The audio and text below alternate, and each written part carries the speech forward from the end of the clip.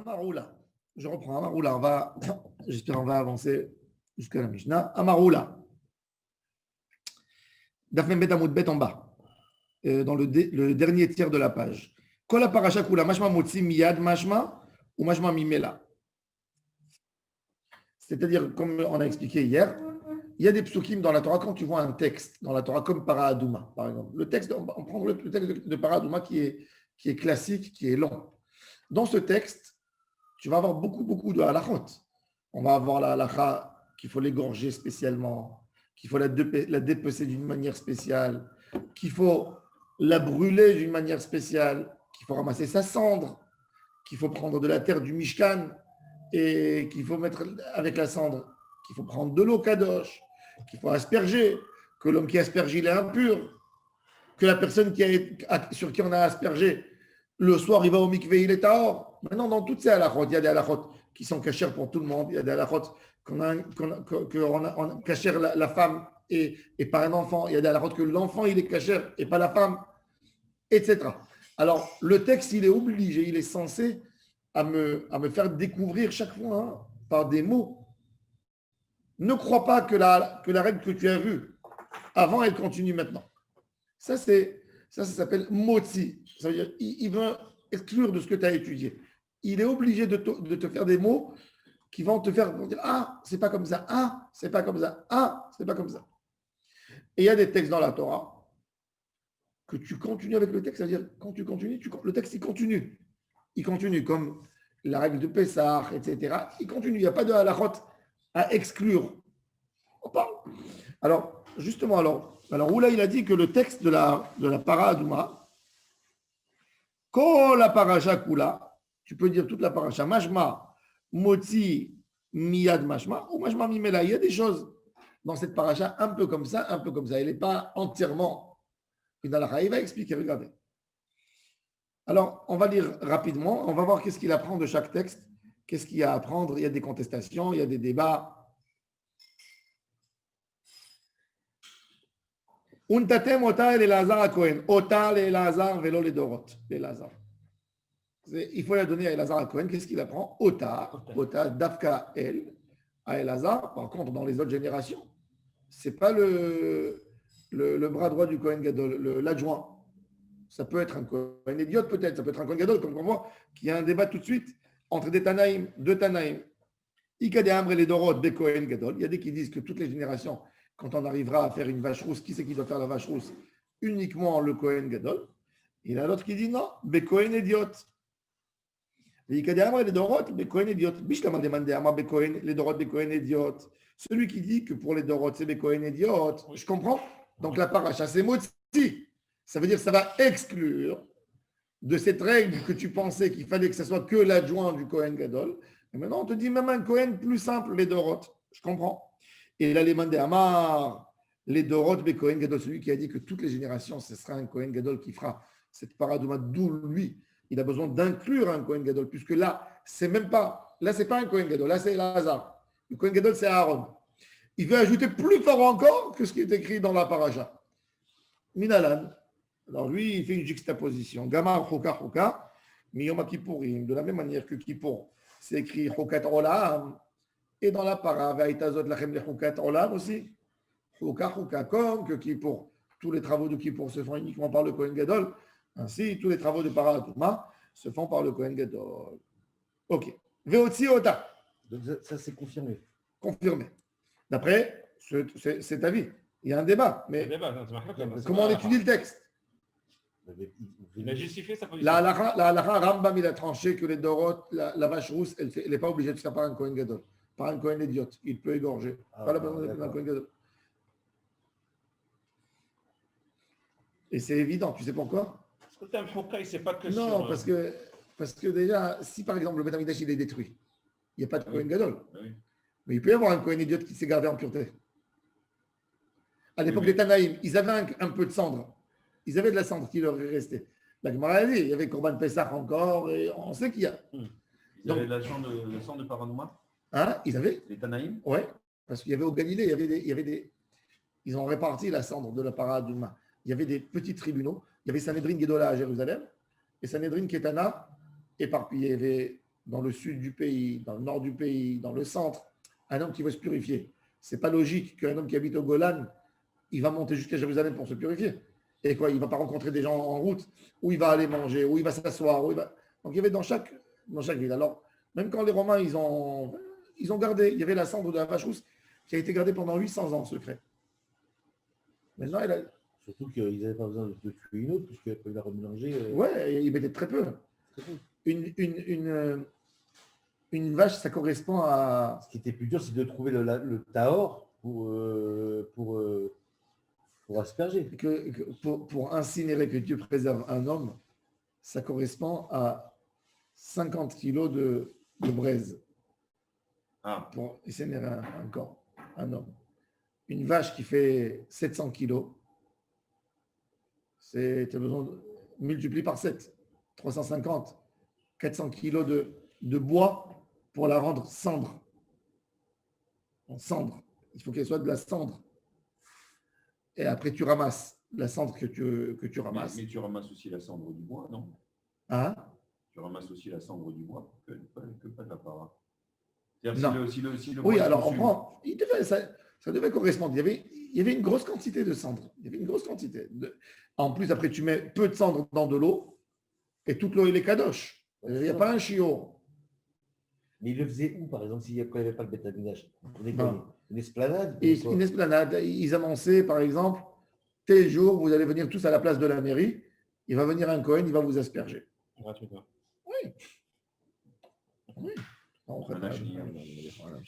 Indicat de Corona, lié à l'août. Oui. Non, mais c'est vrai. Et donc, ils faisaient comme ça. Et les gens, ils venaient. Et les gens y venaient, bien sûr. Les gens y venaient. Donc, il y avait de la cendre qui était ils avaient des pots avec de la cendre. Maintenant, ça peut se faire. Tu vois bien, il n'y a pas un Kohen Gadol. Ce que je vous dis, c'est extraordinaire. Ouais. Aujourd'hui, on pourrait se faire purifier aujourd'hui. Ça faisait. D'ailleurs, il faut que vous sachiez que Rabbi Chaim Vital, il écrit clair et net que comment on peut avoir un dévoilement de Yahweh Navi, puisque lui, il est Tahor et nous, on est Tamé. Et il dit qu'il vient sans qu'on sache. C'est pour ça que les Mekoubalim, ils vont au mikvé tous les jours. Et Yahweh Navi, avant de se dévoiler, il asperge sur toi. Il est Cohen. Il asperge sur nous de la cendre de vache rousse avec de l'eau. Et après, il fait Gilou Eliyahu Hanavi. Tous les tzadikim qui ont eu Gilou Eliyahu Hanavi, ils ont été aspergés par Eliyahu Hanavi. Il faut faire le mikvé d'abord. Après, oui, il y a une condition de mikvé. Ouais. Et ils ont eu un Gilou, il dit, sans le savoir, mais ils étaient théoriques. Parce qu'il dit, tu ne peux pas avoir une roi à Hakodesh en étant ta mémette. C'est logique. Après être aspergé, ils vont mikvé. Oui. Pourquoi? C'est quoi? Je sais pas comment c'est avant de. Non, parce qu'on a besoin de faire mikvé le soir après. Alors, si je vais dans ta chita, tous les gens qui se disent j'ai vu, j'ai rêvé, j'ai truc, j'ai machin, je parle des gens sérieux, moi. Ouais.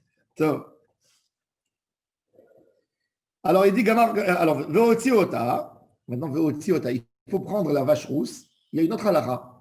Il faut la faire sortir du tabernacle, de l'endroit habité, dans un endroit Makom Tahor. Alors, maintenant, la vache, là, il t'apparaît au la tête. La vache, elle voit que toi, Israël, est en train de lui faire et tout le monde est. Elle ne veut pas sortir, elle est stressée. Elle est stressée. Qu'est-ce que tu fais pour faire sortir un animal de la ferme? Tu viens manger. Tu lui donnes des carottes, elle ne veut pas bouger. Tu la tapes sur les fesses. Elle ne bouge pas. Elle a peur. Mais du feu. Vous n'avez pas vu quand vous allez dans l'abattoir, quand ils font descendre les animaux du camion, ils ne veulent pas descendre. Ils sont stressés. Ils viennent avec des chocs électriques et clac, clac, ils leur donnent des coups d'électricité pour qu'ils sortent. C'est cruel. Et ça peut faire. À l'époque, il n'y avait pas. S'il va lui donner un coup, il peut la rendre Baal Moum. Il n'a pas le droit de la frapper avec un fouet. Alors, qu'est-ce qu'il faut? Qu'est-ce que tu fais? Tu prends un animal qui est facile, qui est léger, que tu sais qu'il est sympathique. Tu le mets avec lui. Et après, tu appelles l'animal à venir et l'autre, il le suit. L'effet troupeau, c'est les animaux. Il va derrière les autres. C'est comme ça. Alors il dit, tu n'as pas le droit de lui faire ça. Alors là, il t'a pas rentré à la tête. Tu ne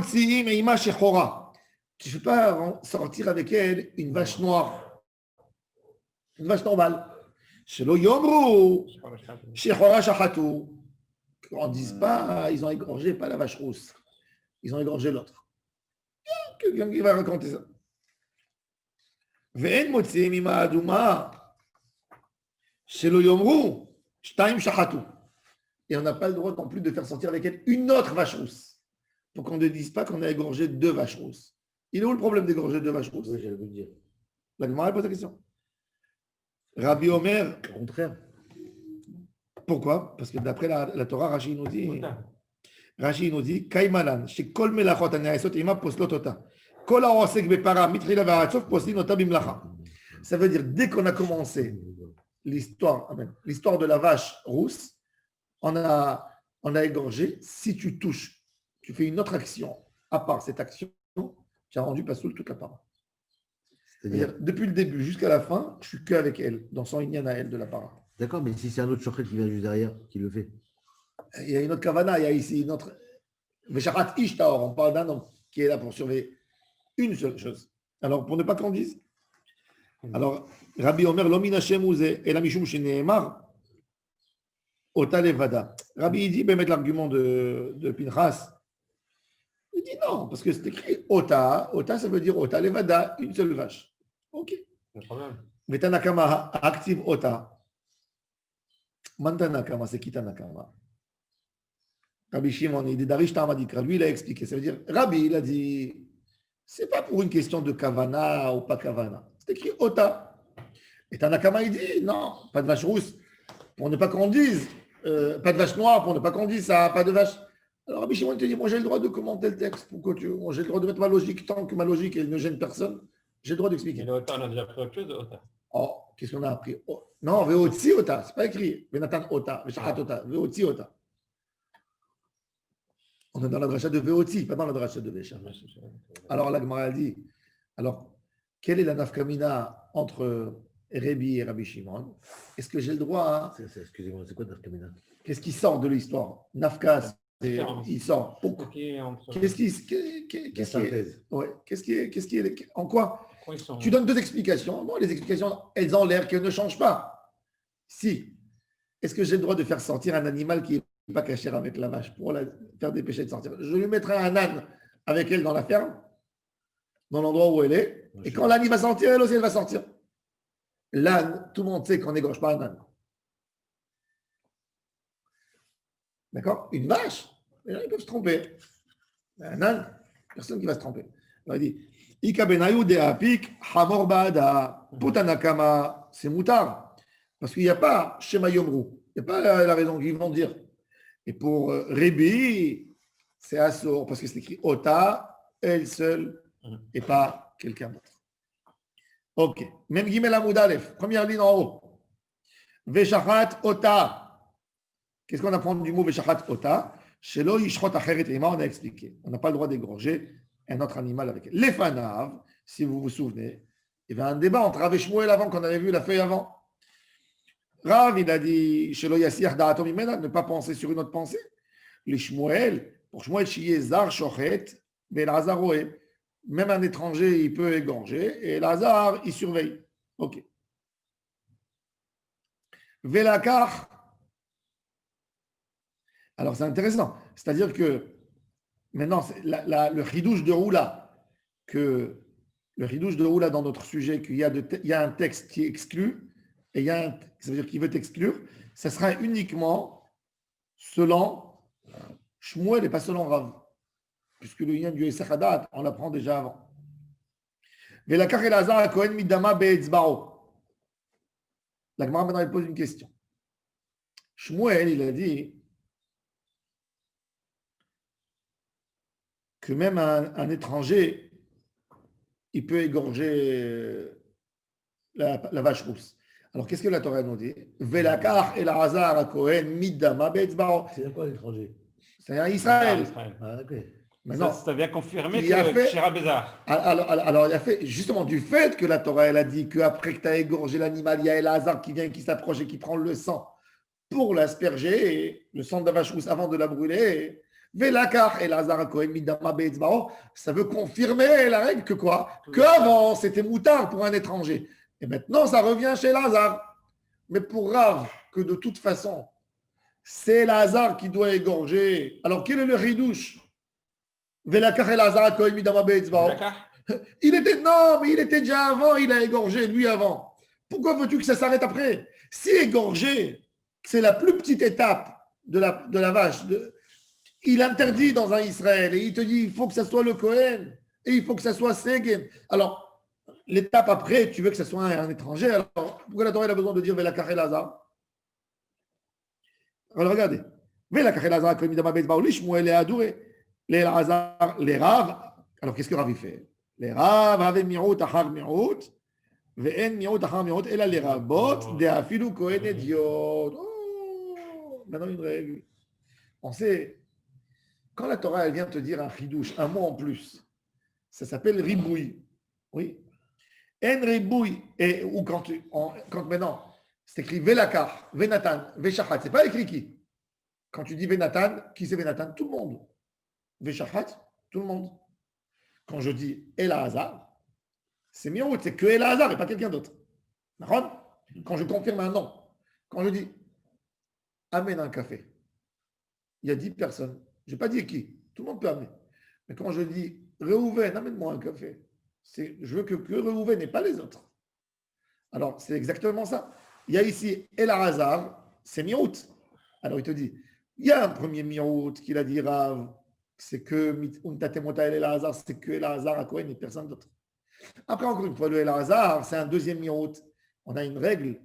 Pourquoi la Torah elle a besoin de 2 miroutim? Quand tu as dans la Torah, dans le même texte, 2 phrases qui vont exclure le même sujet, il ne vient pas exclure, il vient inclure. Il se renverse. Ça fait moins, ça devient plus. Hein? Moins, ça devient ouais. plus. Mais je vais poser une question bête si je n'ai pas compris, excusez-moi. Si on autorise d'Israël, comme il dit Shmuel, c'est ça? Alors, vous avez dit que la femme ne pouvait pas. Attends, on va voir. Pourquoi la femme, elle ne peut pas? On va voir tout de suite. Il y a des choses que la femme aussi, elle est cachée. On va voir. Alors, il dit, Ve'en mirout achar mirout, elle a les rabots. Donc, pour Rav, le mirout achar mirout, il vient nous inclure que même un Kohen idiote, il a le droit de prendre le sang. Maintenant, ok, on continue le texte, on continue à commenter. Velakar, a Kohen etz erez ve'ezov u'shnit olarat. Le Kohen, il prend le etz erez, l'isop, le shnit olarat, et il jette dans le feu où il y a la vache. Et le torse est en plein feu. Alors la Gemara, elle veut commenter le texte. Etz erez ve'ezov u'shnit olarat velakar ha Kohen. Dans le feu où il y a la vache qui a brûlé. L'ishmuel, de afilu be Kohen idiot. Je comprends. Les Rav, pourquoi pour Rav, il vient dire ça? Puisque c'est déjà écrit. Alors il te dit, les Rav, itzterir, salkadat amina kevan de lavguva de paraninu, l'oliva et Kohen, kamash ma'alan. Le Rav, il a dit que même la shrita, c'est dans un Kohen, c'est dans El Hazar. On n'aurait pas besoin de dire dans la Kabbalah El Hazar, et on n'aurait pas. Il a changé de sujet. Il y a un c'est Elazar, un c'est le Cohen.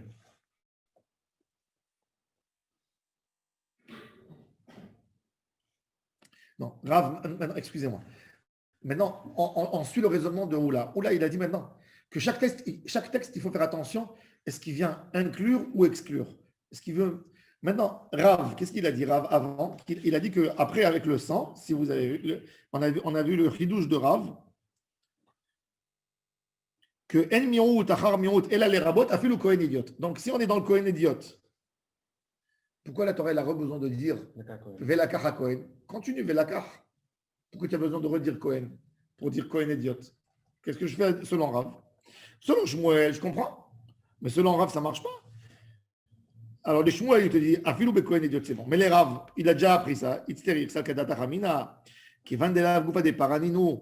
L'olive et Cohen, j'aurais pu penser que je n'ai même pas besoin d'un Cohen. Pourquoi? Parce que ce n'est pas vraiment la vache rousse. C'est que l'hysope, c'est le bois. C'est un accessoire.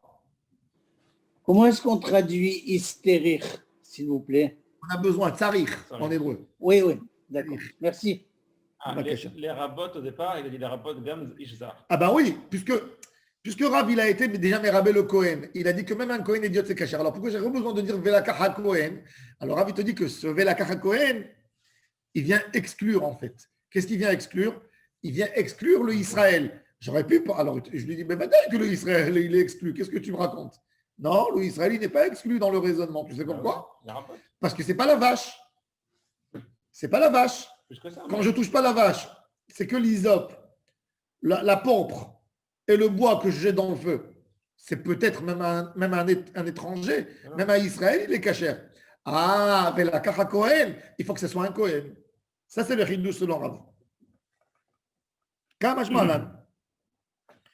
Vechibes begadav ha-Kohen verachatz besaro b'mayim v'achar yavo lemachane.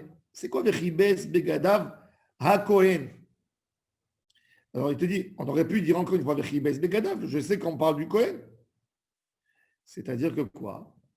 Qu'on apprend de là que le Kohen, quand il brûle la vache, il égorge la vache, il n'a pas le droit de venir avec des habits stam à lui. Il doit venir avec des habits de fonction, des habits de Kohen. S'il a fait la avoda, c'est tchérita, sans les habits de fonction, l'appareil est psoula. Begadav, bigde keuna, et pas avec des bigde idiotes. C'est ça. ותאמר הכהן עד הערב, כהן בכהונו לדורות. הניחא למאן דאמר לדורות בכהן אידיוט שפיר, je comprends. אלא למאן דאמר לדורות בכהן גדול. השתא כהן גדול בעינן בכהונו מבעיה. Si tu me demandes un Kohen Gadol pour égorger la vache, c'est pas évident que même les habits, ils portent les habits de Kohen Gadol. Selon tout ça, ça peut marcher tout sur Hidouche, uniquement selon le mandéama qu'on a vu au début. Qu'est-ce qu'il a dit? Qu'il a dit que pendant toutes les générations, même un Kohen idiot, il peut faire la vache. Mais le premier mandéama qui avait vu au début du sujet qu'on avait vu, que lui, il a dit que toutes les générations, ça serait que le Kohen Gadol qui fait la vache rousse. Pourquoi j'ai besoin de dire Vechibes à Kohen et Begadav? Mais vadai que quand on parle d'un Kohen Gadol, comment on sait qu'il est Kohen Gadol? Avec ses habits. C'est les habits qui font le Kohen. Même que tu dis l'habit ne fait pas le moine, mais le Kohen Gadol, tout ça, Avoda, c'est toujours avec ses habits. Bigde Kohen Gadol. Alors il te dit in. Maintenant la Gemara c'est compliqué là-dessus. Elle a dit in. Milta de'atia bekal vachomer tarach veketav lakra. Tu as raison. Mais des fois la Torah, même quelque chose qui est logique, la Torah, ça peut arriver qu'elle le précise. C'est difficile de dire une chose pareille. Mais la Gemara a dit ça quand il n'y a plus d'options. Ok. Ve'asaf ish taor. Et efer apara. Ve'iniach ish. Alors c'est écrit. Ve'asaf ish taor et efer apara. Ve'iniach mechutz la machane. Alors, ish, qu'est-ce qu'il vient enseigner? Maintenant, regardez. Ish velo isha. Attends. Ve'iniach. Ish le'achshir et azar. Le mot ish, c'est pas écrit quel ish. Tout d'un coup, vous avez vu? Ish taor. Pourquoi la Torah elle est passée du Kohen à ish? À Zar, Kacher. Parce qu'il faut savoir que la para Adouma, tout Am Israël est concerné. Il y a beaucoup de gens qui veulent prendre qui veulent avoir une part dans cette mitzvah. On dit, là maintenant, Ish Tahor, allez. Même un étranger, même un Israël. Tahor, l'Archir Taïcha. Même une femme, elle peut faire. Même une femme elle est dans le Inyan de la para Adouma. Véniach. Et dans le lien de se faire asperger, pas d'asperger. Mais c'est mais même à Israël. Véniach mechutz la machane. Mi sheyesh bo da'at le'aniach. Yatz'u cherech shotev vekatan. She'en bahem da'at le'aniach. Il faut le poser dans un endroit précis. Maintenant, qu'est-ce qu'on apprend du mot le'aniach? Le'aniach aussi, c'est dans la mashmaou de Chazal. Le'aniach, c'est poser. Il faut un homme posé. Cherech. Choté, Bekatan, ils ne sont pas posés dans leur tête.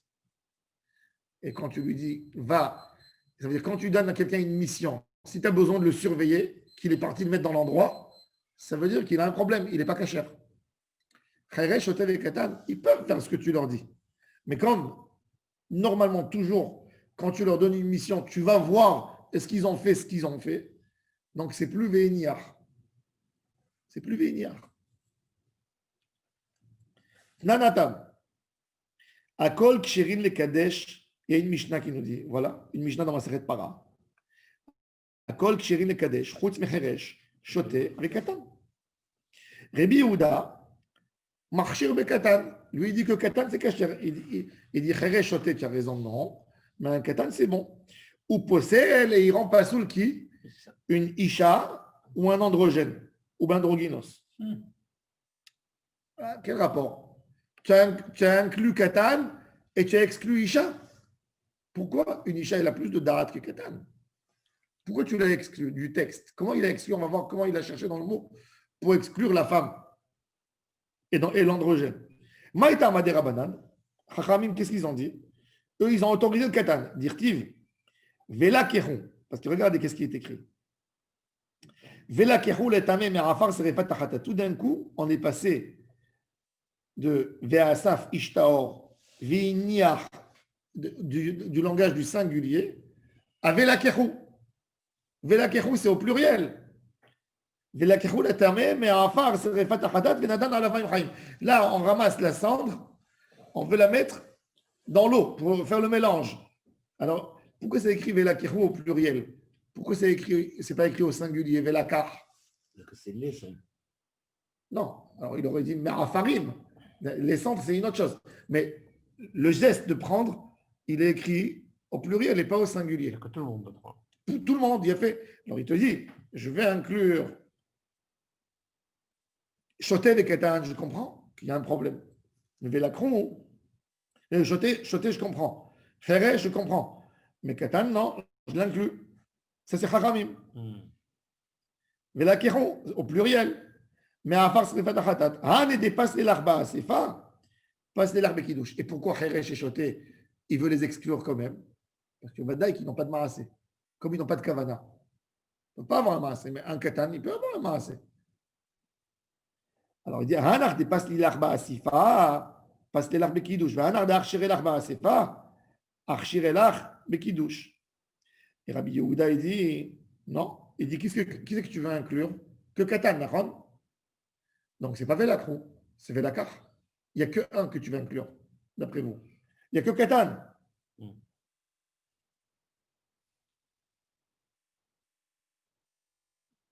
peut y avoir plusieurs plannings.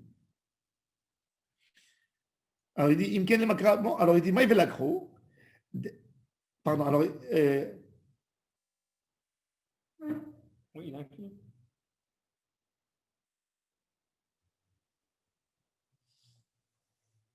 Pardon. Excusez-moi. Chachamim, ils ont dit. Excusez-moi. Chachamim, ils ont dit.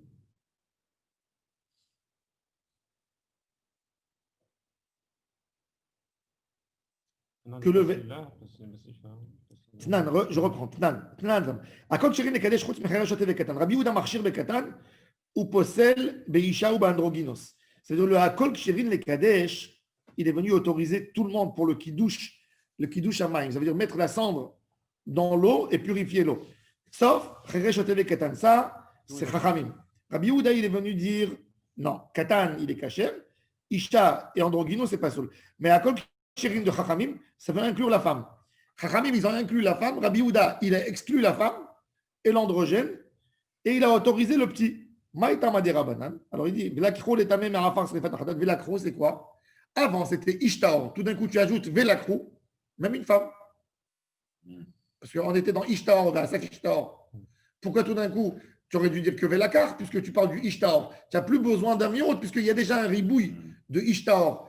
Comme qu'il a dit, oh là, chaque mot, il vient exclure. Alors, c'est quoi Velakro? Velakro, il vient me rajouter, même une femme. Rabbi Yehuda, il n'est pas d'accord avec ça. Parce qu'il te dit, si tu veux autoriser Imken le Makra Velakar, Maï Velakro, D'Afilu Katan dépasse des lach. Mais je n'ai pas compris pourquoi, selon Rabbi Yehuda, c'est Velakar. Non, les Makra Velakar. Ah? Qui disent Velakar, parce qu'il veut inclure que le Katan. Parce que tous les autres, ils sont déjà dedans. Non, mais il y a la femme. Pourquoi? Il y a la femme. Pourquoi il veut pas? Pourquoi si la femme elle est autorisée, lui il dit, tu sais. Non, Rabbi Yehuda possède Beisha. Oui, mais qu'est-ce qui le gêne? Lui il pose une question à Chachamim. Il dit, ça ne s'arrange pas d'après vous l'étude. Pourquoi? Les Makra, d'après vous, le texte il aurait dû dire. Il aurait dit Velakar. Velakar et pas Velakro. Comme dans le Asifat Asaf Ishtaor. De la même manière qu'il a dit Asaf, il aurait dû dire Velakar. Et si Velakro, c'est pour inclure le katan. Attends. Qui lui était exclu dans Asaf, il a dit Velakro, il a inclus. Alors, Il faut inclure le katan, Rabbi Yehuda, c'est ce qu'il dit. non, il a fait. Rabbi Yehuda, il dit à Chachamim, d'après vous, même le Ve'asaf, Ish Tahor, qu'est-ce qu'ils ont appris? On a appris du mot Ve'asaf, Ish Tahor. Le Ish, on a dit tout Ish. Tahor, Afilou Isha. D'accord? On a dit, et on est resté sur Ve'asaf. On est resté sur Ve'asaf. On n'a pas écrit Ve'asfou, Anashim Teorim, que tu aurais dit, ou Ishim, tu as dit Ish, il a inclus tout homme, Tahor, même une femme. Donc tu restes au langage du singulier. D'accord? Pourquoi tu as besoin de passer au pluriel? Le Velakro de Rabbi Yehuda. Alors Rabbi Yehuda, il te dit, Tu rajoutes le katan. Velakro, il rajoute encore quelqu'un, Katan. Mais il est même maintenant. Et il est même à être Isha. Isha. Parce que si c'est Velakro, ça prend Ish. Et je vais exclure celui que j'ai ramené là, avant, dans l'étape d'avant. Il y a trois. J'ai fait avant Ish, Israël, Tahor, une femme. Donc, quand il te dit Velakro, le Velakro pour lui, il vient inclure, mais en même temps exclure. Il va revenir sur Ish plus Katan, mais Tahor, il va l'exclure dehors. Tahor, qui a inclus une femme, il va le mettre dehors. Androgène, on ne sait pas si c'est un Ish ou Isha, donc lui aussi, il est sorti dehors. Et ça, c'est l'étude de Rabbi Yehuda, du fait qu'il s'est écrit Velakro et pas Velakar. Alors, Chachamim, ils lui disent non, pas vrai.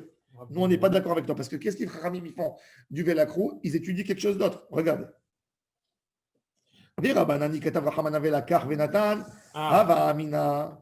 Pardon. Comme Rabbi Yehuda exclut la femme parce que Venatan n'est pas Venatna. Oui, aussi Venatan. Non, attends. Après. Ah, pardon. On n'est pas encore. On est Velakar. Okay, pardon. אם כן, למקרא ולקח מה ולקחו דאפילו קטן דפס ללאכתם, ערא כשר. Isha amenale, d'où maintenant il sait, alors maintenant la Gemara, maintenant il passe de l'étude à Rabbi Yehuda, et d'où tu sais que la femme elle est exclue mamash, tu aurais pu dire non, je rajoute aussi katan. Velakro, ça veut dire, pourquoi tu veux dire que ça rajoute et ça exclut? Ça rajoute un et ça exclut l'autre. C'est difficile, ça inclut tout le monde. Donc il te dit non, ça exclut Venatan tout d'un coup. Venatan, velo Venatna. Verabanan, il te dit non, Iketav Rachamana Velakar Venatan. Si la Torah, elle aurait dit Velakar et après Venatan, Ava Amina, je t'aurais dit Ad de Shakil Had, Viaïv Had, il faut qu'il y ait une personne. Celui qui a pris, c'est lui qui doit donner dans la centre. Celui qui a ramassé, c'est lui qui doit verser. Iketav Rachamana Velakru, pour te dire que c'est pas évident. Celui qui a ramassé, c'est pas celui qui est censé, celui qui a ramassé la centre, c'est pas celui qui est censé à la remuer dans l'eau. Velakru. Si j'aurais dit alors, tu sais quoi? Alors dis Velakro, Venatno. Non, j'aurais pu penser que c'est Velakro, Venatno, Ava Amina, des chaque lettré, qu'il faut qu'il y ait deux qui ramassent, au pluriel. Venatno, deux. Kamashmalan, il te dit d'afil ou chaque lettré, même s'il y a deux qui ont ramassé. Et un qui a mélangé, c'est bon. Velakar Ezov, Vetaval Bamaim Ishtaor. On prend l'hysope. Comment après on aspergeait sur les gens? On prenait du zartar, quelques branches, comme un pinceau, on trempait dans l'eau et on aspergeait comme ça. Alors il dit, qu'est-ce qu'on apprend de ça? Ish tahor les rabanan, ish, velo isha. Tahor les archir et takatan. Alors là, on retourne dans un débat. Pour Rabbi Yehuda, pour Chachamim, c'est un homme et pas une femme. Tahor, parce que maintenant, on est revenu exclure. Alors, toujours, ça suit le raisonnement de Oula, que Oula, il a dit que chaque pasouk, il vient te dire quelque chose qui n'était pas dans l'autre. Maintenant, Ish, le mot Ish, qu'est-ce qu'il est venu dire ici, Ish? Ish, velo Isha. Ish, velo Isha. Tahor quoi? Alors il te dit, Tahor, les rabanan, Ish, velo Isha, Tahor, les archir takatan. Puisque tu ne peux pas dire Tahor aussi Isha, puisque tu l'as déjà exclu du mot Ish. Alors, il vient te dire une autre halakha. L'archir Katan ou Rabbi Yehuda, il te dit Ish, Velo Katan, Tahor, l'archir Taïcha, il a renversé. Lui qui a fait contre Chachamim avant, qui a dit que Katan c'était bon. Donc le mot Ish ici, il est venu forcément exclure de ce qui était avant Moutar. Et ici, il a interdit le Katan. Vous avez compris comment? Chacun selon son raisonnement, puisque tu suis le raisonnement de Oula, que chaque verset c'est l'Ehotzi, ça vient exclure. Donc pour lui, il est obligé de changer sa position.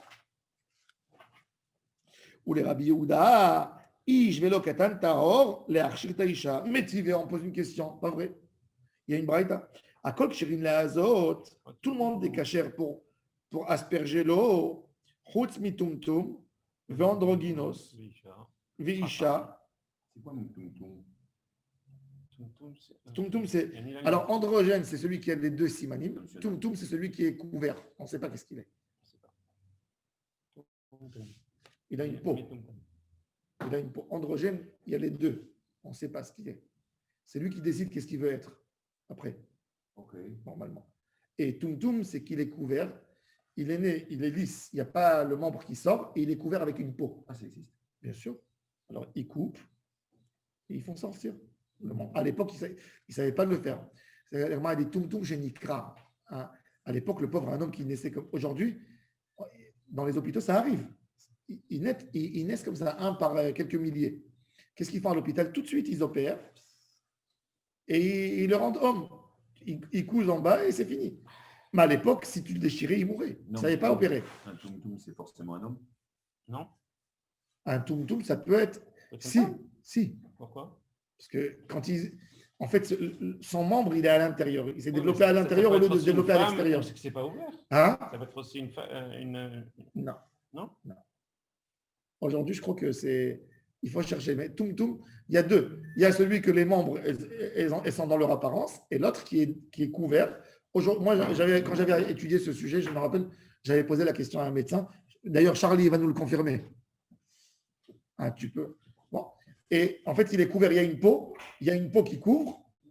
Et aujourd'hui, on opère tout de suite. On ouvre et on fait sortir le membre.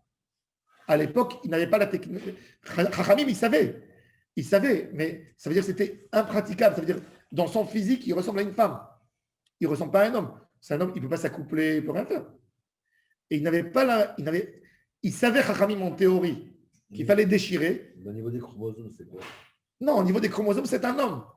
Au niveau des chromosomes, c'est un homme. Mais il ne peut jamais se manifester comme un homme parce que Chachamim, il savait dans la théorie, il savait qu'il suffit de déchirer, de couper, et tu l'as opéré, il devient homme. Il savait.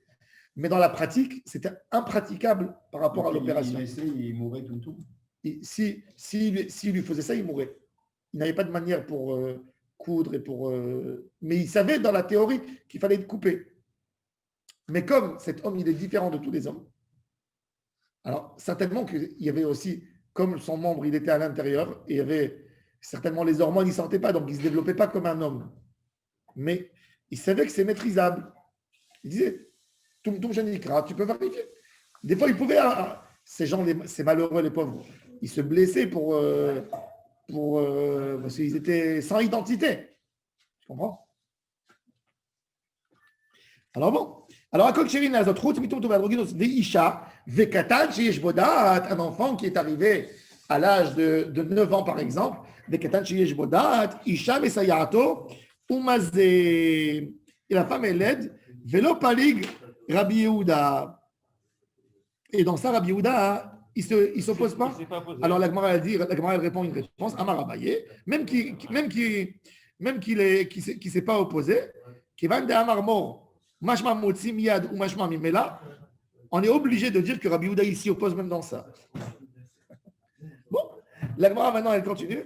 La Gemara elle continue. Visa Ataor à la Tamé, qu'on finit jusqu'à la Mishnah rapidement. La Gemara dit Visa Ataor à la Tamé. C'est quoi Visa Ataor à la Tamé? C'est-à-dire que le Taor, il est Tahor. Michlal Shu Tamé. Visa, comment il peut être Tahor?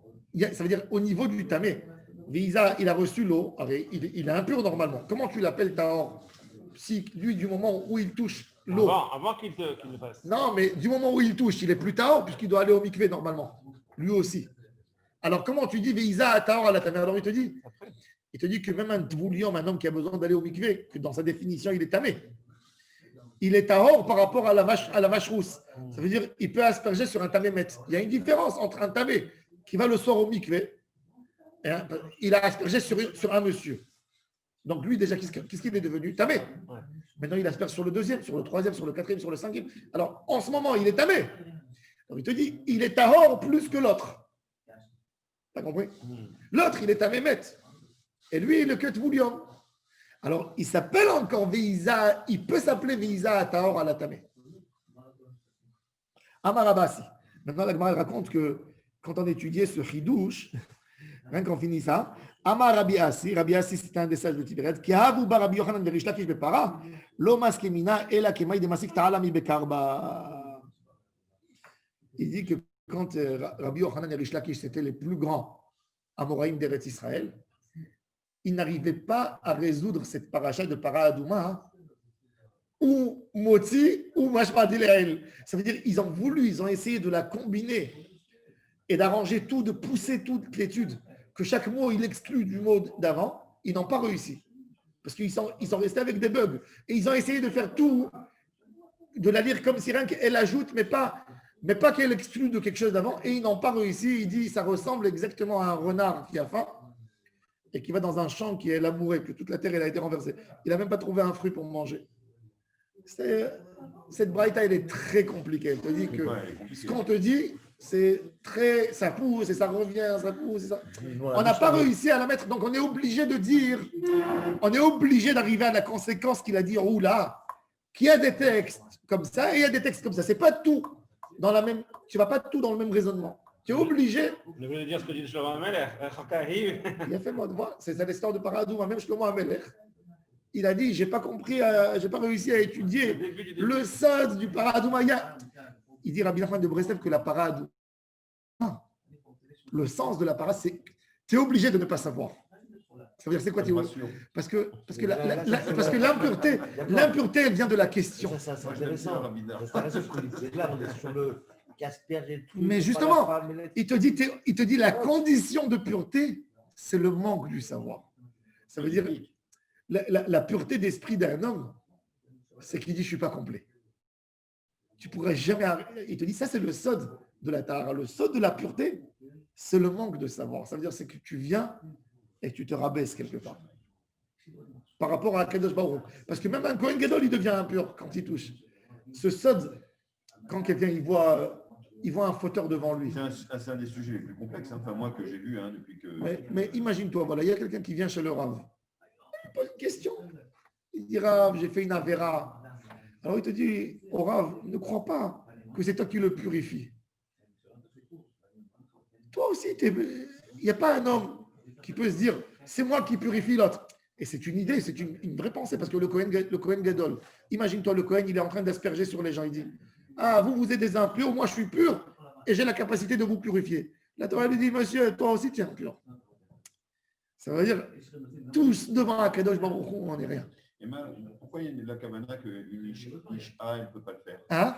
Pourquoi une femme, elle ne peut pas le faire? Elle peut faire certaines parties, oui, pas tout. Alors, selon Rabbi Yehuda et Chachamim, elle a des étapes qu'elle peut faire. Elle peut faire la shrita, par exemple. Ah ben non, elle ne peut pas faire la shrita de la vache rousse. D'après la halacha, zar chez Shachat, kacher. Maintenant, est-ce que Veshachat ou Veshachata, ça c'est une autre chose. C'est pas marqué. C'est pas marqué. C'est pas marqué. Dans Proli, on a vu ça. Oui, Isha chez Shachata kacher. Une shrita d'une femme, c'est kacher. Non, mais pas là. Si elle fait les Shem Korban, si elle fait les Shem Korban, si elle était Ora, elle a fait les Shem Korban, le Rambam, la halakha le maaseh, il a tranché que même dans la para Adouma, Shrita Kshera Bezaridi, il n'y a pas de raison que la vache rousse, elle est différente de tous les korban. Donc si elle rentre dans un statut de korban, d'ailleurs le Rambam, il a mis la halakha. Il y a une raison fondamentale. Il y a quand même une raison fondamentale parce que la vache rousse, c'est. Est-ce que c'est un korban?